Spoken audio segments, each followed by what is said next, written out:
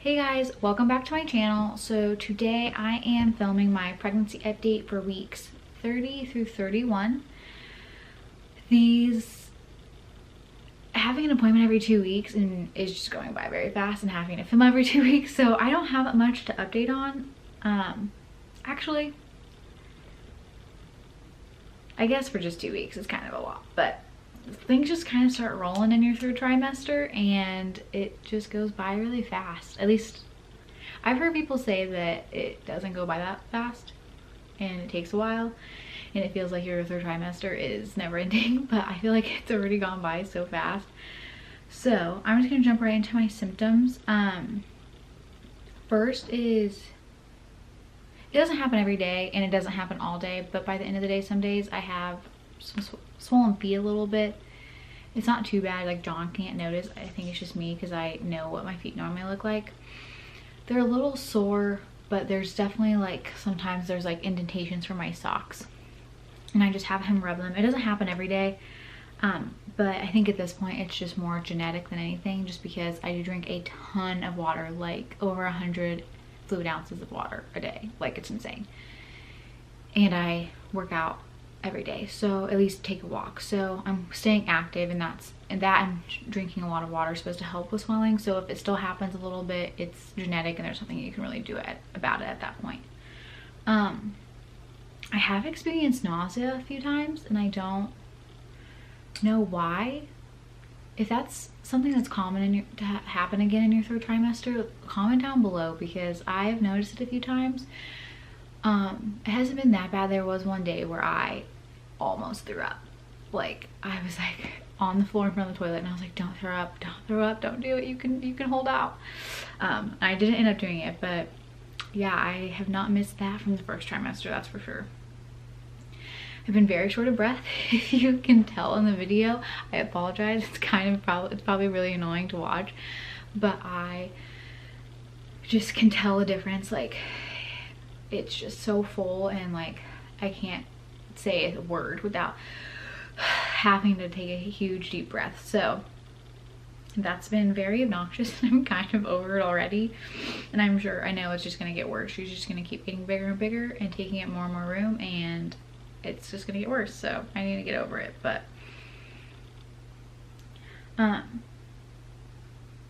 now if you're like talking to me, if you're looking at my belly, you can see, like, other people can see her move even if I'm just standing there, so that's kind of cool. I was shopping with a friend and I was checking out and I like grabbed my stomach.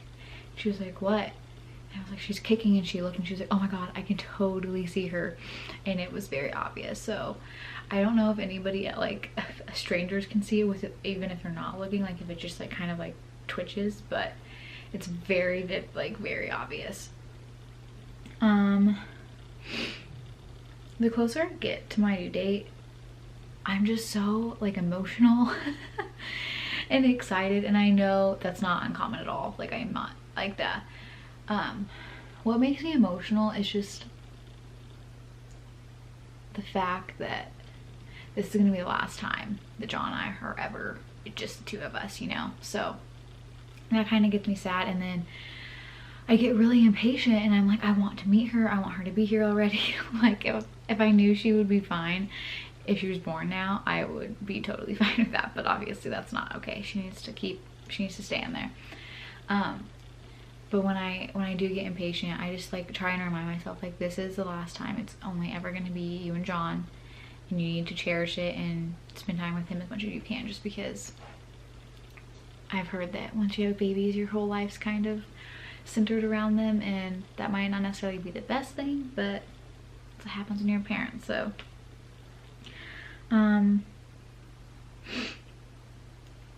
again, going back to how the closer I get to my due date and delivery, the less I want an epidural, mainly just because the closer I get, I'm researching even more than I was before, and that's a lot because I research everything. But I just, for recovery reasons, and I don't know, and I mean, I know it hurts. Like, I'm not stupid. I don't think that labor doesn't hurt, but just I've heard it's an experience to feel your baby during delivery and coming down and coming out, and it's quite the experience. And honestly, this might be foolish, but I am more terrified of tearing than actual contractions and all of that. Like, that probably is dumb. Like, you're probably like, yeah, you've obviously never been through labor, because tearing is nothing compared to pushing a baby out and having contractions and back pain and all that stuff. And I'm sure it isn't, but that's just what I'm scared of. And I don't know why it freaks me out, if it's like what it's gonna look like after, if that's what's scaring me, or if it's after I tear and just like recovery with that, if that's what's scaring me. I have no idea why I'm just so freaked out by it, but I don't know, it just scares me more than actual labor. So if not getting an epidural makes it less likely that it'll tear as bad, then I'm trying my hardest to not just deal with it. We did set up an appointment to meet a pediatrician for her. I've heard amazing things about this woman, and so we have an appointment next week. So you'll hear about that in my next pregnancy update, but I'm really excited. I didn't know if I really needed to meet them beforehand, but they suggested that you do, just because if there's a specific doctor you want, you can request that they come to the hospital after you deliver, and they'll come and meet you and your baby and all that stuff, and they'll be the ones that do the tests and all that stuff. So we're gonna go meet her next week. We also set up an appointment to have the car seat installation checked. Our hospital does that for free. There's like 2 times, once every month or something like that, you can set up. You just drive up with the car seat already installed, and they will look at it and check it and make sure it meets all the regulations. And then if something's like if it's not tight enough, or if it's installed incorrectly, they'll show you how to do it correctly. So that's really nice, and it also gives you kind of an ease of mind, because sometimes you've never done this before, and I don't know, I feel like every car seat's different, every car is different. Like, for example, John's car has a latch system, but you don't have to use it. I don't even know what that is. We have to figure that out. My car doesn't have that, so it's just like normal seatbelt installation. So apparently those are different. I don't know. I have no idea.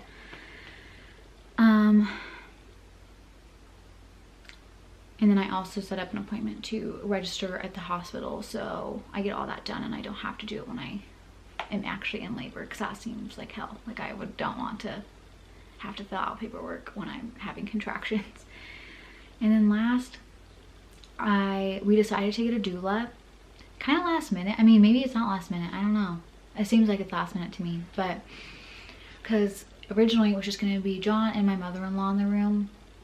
If you don't know, my mother-in-law has 8 kids, and she's an amazing woman. And not every kid obviously, but she's had all different kinds of delivery. She's had a C-section, she's had a vaginal birth with an epidural, vaginal birth without an epidural, vaginal birth after C-section. So she's had all of them. The only thing she hasn't done is like a home birth, but yeah. So I was like, I really want you in there. You've had all of them, and you've done this so many times. And she's just a very patient, calm, amazing person, and so I really wanted her in there. And then she was like, you know, I think that it would really benefit you to talk to a doula, which she's never had one, but she said that she wishes she had. She was like, just because if you start asking for an epidural, John and I are going to try and kind of challenge you, just because we know what you're really wanting, and you might just be saying it just out of, I don't know, just knowing that you can, that it's an option. And she was like, but we might eventually give in and just feel so bad. And so having a doula just is another way for you to have the delivery that you want, I guess. And they can kind of talk for you, and they know exactly what you're wanting, and they just know how to do all of this, and they know how to other pain management techniques and stuff like that. So, but it's nice to know that there's going to be someone there that's done this before and can help me, especially since this is my first time, John's first time. He doesn't know what the heck he's doing. And so it'll be nice to have someone that can kind of tell him how to help me and ways that I can kind of manage the pain, just so I can try and have the birth that I'm imagining in my mind. So that's really exciting, and definitely the fact that I'm meeting her this week makes it feel very real, so I'm very excited for that. And then this isn't something I've purchased, but I'm gonna want to talk about it.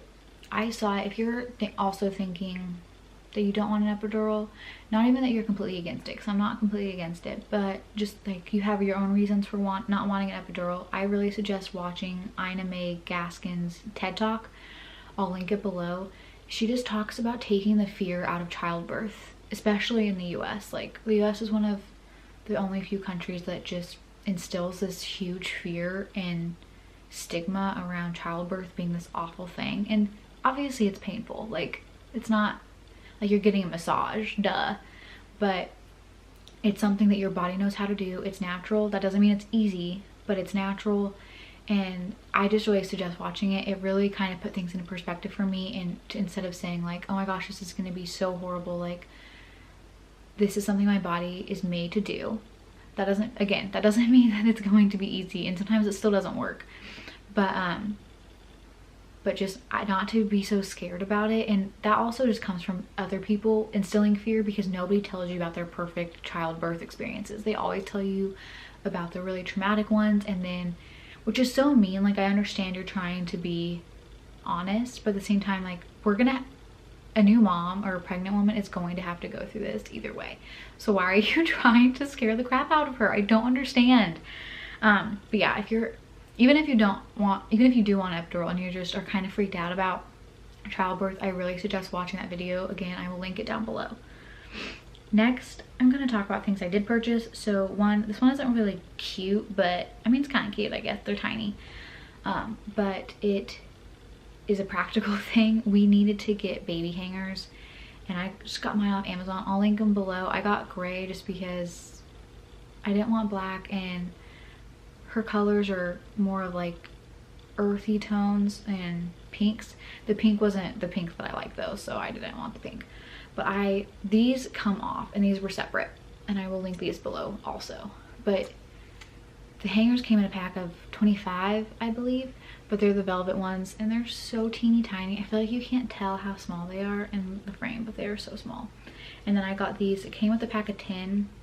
We already need more just from stuff that people keep buying us, and I haven't even had my shower yet, and so we need to order more of these, because we'll have like 4 left, I'm pretty sure, and this is the only pant hanger set that we have, so I need to order more of both. But this is just, you don't need velvet, but I like them just especially just for little tiny clothes that can just slip off. I don't know, I think it's a nice addition. So, and they look nice for her nursery whenever we move. So I will link these below. They weren't expensive at all. So, and they're from Amazon, so 2-day shipping. So if you need some hangers, I suggest these. And then the last thing I bought is I found Rory's coming home outfit. I will link, I'll put my username for Instagram down below, because that's where I posted it, but I'll show you here. But this is the onesie, and I got it from a shop on Etsy. The print of the pants and the headband are sold out. I got the last one. But she makes other ones, and they're super cute too. But it's just this gray newborn. I got a newborn size because I don't know, I'm starting to think she's gonna be kind of small, just because my belly, I mean, it's big, but it's not that big for how far along I am. So but yeah, it just has her name with this cute little like vine circle around it. I don't know, but it's really cute. And then the pants are this floral color or floral print, and they're so teeny tiny. I can't handle how tiny they are, but it just looks like this. And she's gonna be born in February, so it's kind of winter, but I don't know, I thought it was really cute, and I wasn't really looking for something that was like a winter print or anything. Since it is short sleeve, we probably will have a jacket on her, or tons of blankets, probably blankets, but I wanted pants, and then she'll have socks and mittens, I'm sure. And then it also came, there was an option to get the pants, the shirt, and a headband. The pants, the shirt, or a hat, or all 4. I wanted the headband just because I just love little girls and headbands.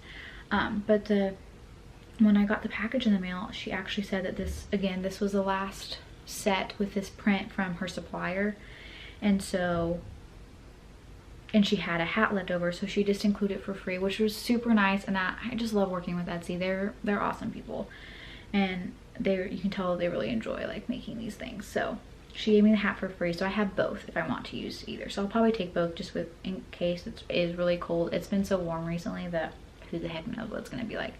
But the headband's just a bow headband, and it's super cute. It's the same print as the pants, and then the hat has a little knot on the top, which is so cute. Also kind of makes them look like a Hershey Kiss, and they're just so cute, but it's also the same print. So I'm really excited about that. I cannot wait until she's here so I can put her in it. Again, I got the newborn size, so hopefully she fits it. I think she will. Most babies fit in newborn size, at least for a few days, so I'm not too worried about it. But we'll probably get a backup outfit just in case for if she is a little bigger like her dad was. And that's 0 to 3 months. But that's all I bought this month. Did pretty dang good. So I'm going to show you my belly, and then I think this video is over. Okay, so let me tighten this so you can see. This is my belly with this t-shirt on. It is very large and tight.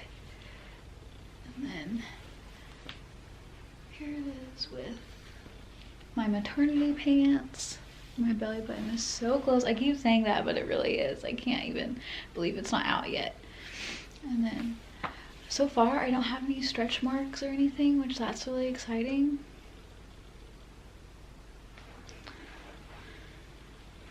It is very tight though, you can tell my scar is getting stretched, but she's just so, just out there.